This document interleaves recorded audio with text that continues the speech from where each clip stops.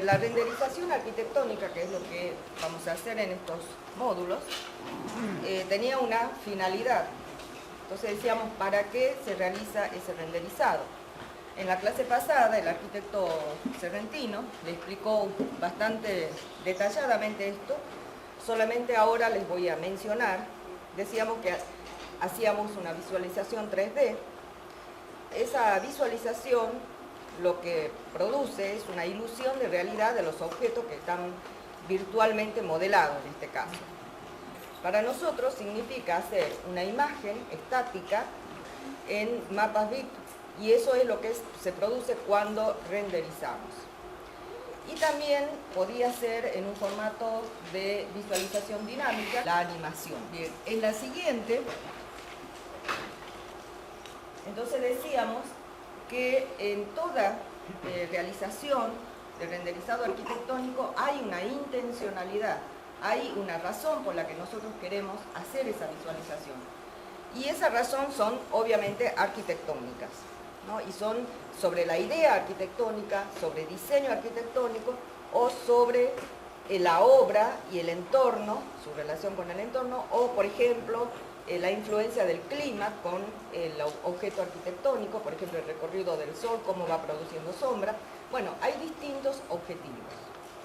Y nosotros con estas visualizaciones o renderizados debemos poner énfasis en eso, o al menos acompañar con todo lo que significa el renderizado al modelo o a la intención arquitectónica del modelo.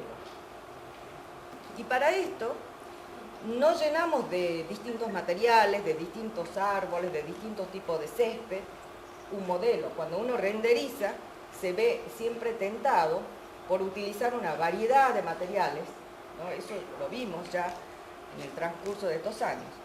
Lo que hacemos es una selección de acuerdo a la intención de la obra arquitectónica, simulando elementos y características relevantes. Elementos u objetos arquitectónicos, y características relevantes se refiere básicamente a la parte cualitativa del material, de la luz, de la textura. ¿Por qué? Porque nosotros apuntamos a los aspectos subjetivos y objetivos, ¿no?, del hombre perceptivo. Básicamente va orientado a un receptor, y este receptor es un receptor perceptivo. Arquitecto no, pero es un receptor perceptivo, que en primer lugar debe percibir o debe entender esa intención que le ponemos cuando transmitimos una imagen o una animación. Básicamente ese ser perceptivo recibe el entorno visual a través de la luz natural, esto ya se dijo. La percepción es una cuestión sensitiva, obviamente hay muchos estudios también objetivos, donde influyen distintos sentidos. La vista, primeramente, o lo más importante, lo táctil, lo auditivo. En la animación es muy importante acompañar un sonido junto con lo que se muestra como intención arquitectónica. Y después cuando vean el video se van a dar cuenta a qué me refiero con eso. La iluminación. El modelo siempre va a estar iluminado. La iluminación es algo con la que uno pone énfasis hacia dónde orientar la mirada. Donde está iluminado siempre se concentra la mirada, sea de quien fuere, o sea, arquitecto o no, me refiero. También eso siempre está acompañado, enfatizado por material, color, textura y otros aspectos. Esta es otra cuestión muy importante cuando uno hace el renderizado. También cuando hacemos el modelado, pero en el renderizado siempre uno cuenta los tiempos, ¿no?, porque es un factor determinante y muchas veces condiciona la selección de la prestancia de un motor de render o no. Y básicamente el tiempo renderizado depende del motor de render. Acá estaba atrasado. Del motor de render, pero antes también de la complejidad del modelo. Ustedes han hecho el modelado del estadio, se han dado cuenta del peso que puede llegar a tener un modelo de esa envergadura. En muchos casos llegaba a pesar, no sé, 90 megas. Solamente el cascarón del techo. Todo lo que falta todavía, el entorno, ¿no? Todas las cuestiones que hacen que esa arquitectura o que esa propuesta tenga un ambiente o un entorno arquitectónico. Y entonces, al usar en el modelado sólidos o polígonos, eso hace que el archivo sea pesado. Son dos características casi importantes a tener en cuenta. Dijimos el motor de render, las propiedades ópticas del material, eso solamente es para referirse a la característica del material en relación a la luz. Todos los materiales interactúan con la luz, por más que sean materiales opacos. Cuanto más reflexión, más transparencia, más tiempo de proceso de renderizado se produce. También los recursos que uno tiene. Y depende del procesador, de la memoria RAM, de la tarjeta gráfica. Cuando hacemos un renderizado, pasamos de una escena 3D, de abstracciones, de un espacio objeto, es decir, trabajaron con vectores, vértices, líneas, ¿no? Superficies. Y cuando hacemos el renderizado pasamos a este tipo de imagen, 2D. Y son elementos de un dispositivo, pantalla, píxeles, arreglos de píxeles. Ese es el proceso de renderizado. Y ahí es donde nos consume el tiempo. Estos temas son bastante complejos, no los voy a explicar, solamente quiero que lo tengan en cuenta porque esto tiene influencia mientras nosotros trabajamos, porque uno renderiza en tanto tiempo y el otro no. Entonces ahí un poco como para que ustedes sepan por dónde buscar información, capaz que ya lo saben.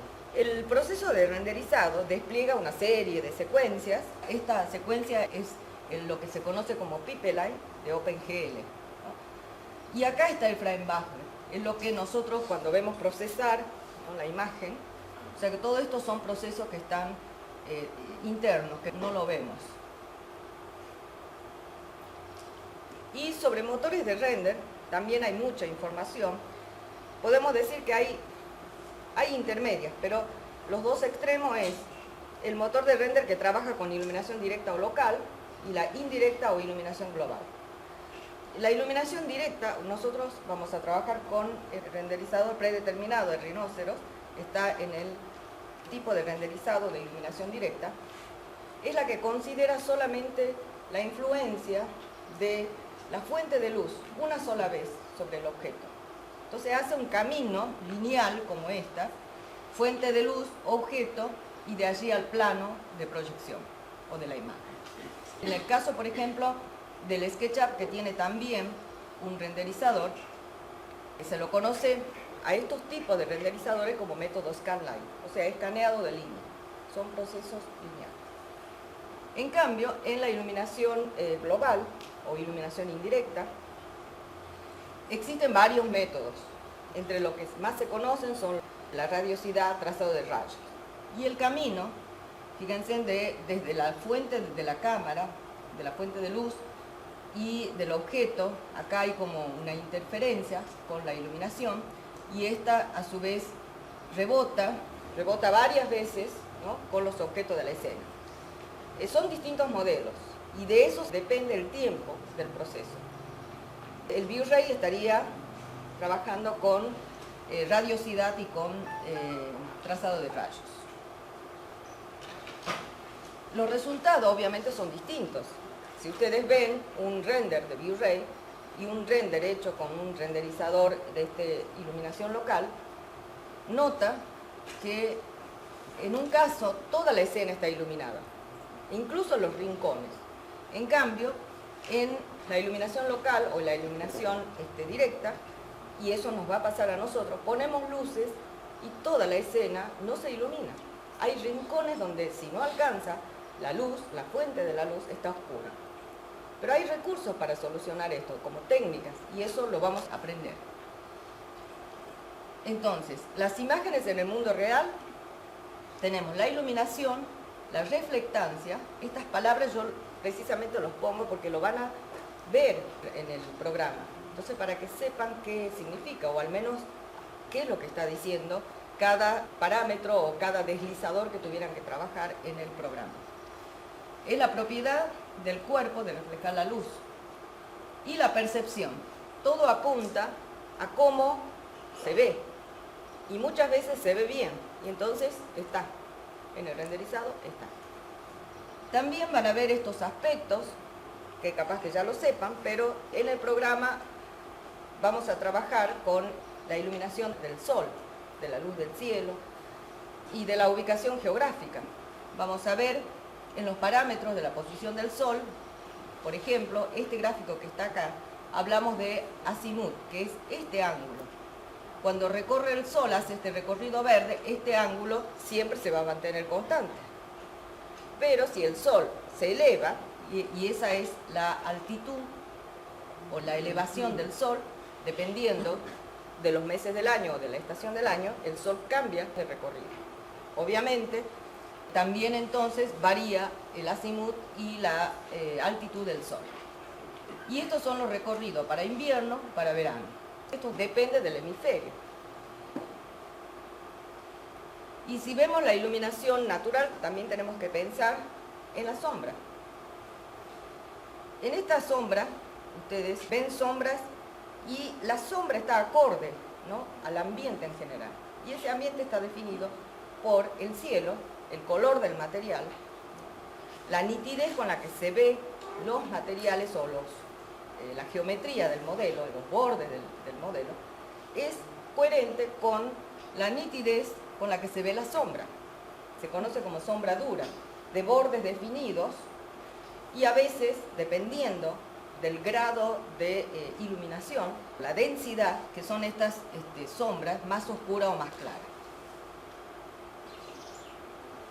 También puede ser de este tipo, para días nublados, para amanecer, atardecer, pero el cielo, observen el cielo, siempre acompaña, o al menos con una imagen, y ya vamos a ver cómo resolvemos esto, o con colores, pero acompaña a la sombra, o la sombra acompaña al cielo. Pero también, ¿no?, el modelo, el color que utilizo, los materiales, la textura, etc. Este tipo de sombra, acá, si se fijan, no tiene un borde definido, o sea, se va difuminando. Se llama sombra blanda o suave. La sombra es un tema importante a tener en cuenta porque muchas veces podemos definir superficies hundidas o superficies salientes, o volúmenes entrantes y volúmenes salientes. También puede la sombra y un objeto definir qué horas del día o en qué momento corresponde esa sombra. Esta sombra larga, ustedes imaginan que es o al amanecer o al atardecer, porque el sol está abajo. También hay que tener en cuenta, cuando uno hace este tipo de renderizado, las sombras de elementos que no están en la escena. Muchas veces eso le da al objeto que yo estoy renderizando mayor intencionalidad, ¿no? En este caso, podría ser esta la sombra, pero también podría haber sombras de este tipo.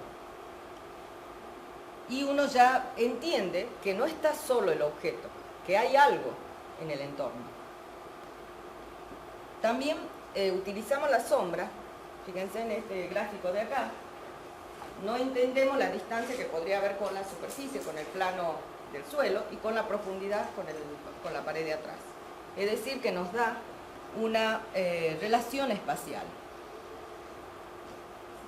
Lo mismo que nos da una profundidad, ¿no? En esto pareciera como que están ahí, uno pegado a la otra. Volumen y profundidad. Bueno, y en el renderizado arquitectónico, volviendo a lo que anunciamos antes, siempre hay una intencionalidad. Y esto no me canso de decirlo, y creo que es nuestro objetivo cuando hacemos el render. Tenemos que simular elementos y características relevantes de cualquier instancia en la que estemos en el proceso del proyecto arquitectónico, ya sea en la idea, ya sea una etapa intermedia, o ya sea en una etapa de diseño o de construcción. Hay siempre una intención. No me interesa todo lo que está modelado, o tal vez sí, pero con el render enfatizo lo que tiene como objetivo ese renderizado. Por ejemplo, esta obra, ¿no?, es un estadio, y como estamos con el tema de estadios, los ejemplos van a ser de estadios. Hay una intención del autor, que es la analogía o la forma de una concha marina del Golfo Arábigo. Y quiso también el autor o el arquitecto, quien diseña, enfatizar el entorno. Pero si uno mira, fíjense, ¿a dónde dirige la mirada? Al estadio. Pero el estadio empieza a entenderse en función a lo que pasa en el entorno. Luego hay desenfoques, por ejemplo, en la parte del fondo, hacia acá se ve un poco, pero esta no es tanto. Hay otros ejemplos con mayor desenfoque. O sea, empezamos a ver si le damos mayor color, o sea, cómo lo destacamos a eso. Otro ejemplo, remodelación de un estadio existente, es una fotografía y le agrega pétalos de magnolia. La intención es que como Shanghái tiene la flor simbólica, como la flor simbólica a magnolias, ¿conocen la flor de magnolia? No saben lo que se pierde. Hay magnolia fuscata, magnolia blanca. Esta es la blanca, por eso es plateada. Bueno, tiene 8 pétalos retráctiles, ¿no? Esta imagen de acá muestra los pétalos retraídos. Entonces, la idea principal de esta obra es eso, la apertura y el cierre de esa cubierta. Esta de acá tiene ese desenfoque que le decía en el primer plano. Entonces no quiere decir que porque está adelante debe verse nítido, sino enfoco, ilumino, enfatizo, pongo intenciones con todos los recursos que me da el renderizado en el objeto hacia donde tiene que dirigir la mirada. Otro ejemplo. Son todos plegados, se dieron cuenta, ¿no? Son arquitecturas de formas plegadas. Bueno, tiene una estética de velas, o sea, las formas que estudia este autor para la cubierta es velas porque está cerca de un río. Y acá cuando muestra esta imagen o este renderizado, fíjense en el reflejo, el cielo y el reflejo, ¿no? Tiene mucho que ver. También hay iluminación artificial, interior y exterior. Dos laterales de la misma obra. Esta imagen está del otro lado. Bueno, ustedes pueden darse cuenta de lo que venimos diciendo, en este caso y en este caso. Y si ponemos vegetación, fíjense también en el anterior se veía, no sé si puedo volver, me demora mucho. Acá, esta vegetación de la misma obra es distinta a esta que parecen ser en una estación más verde.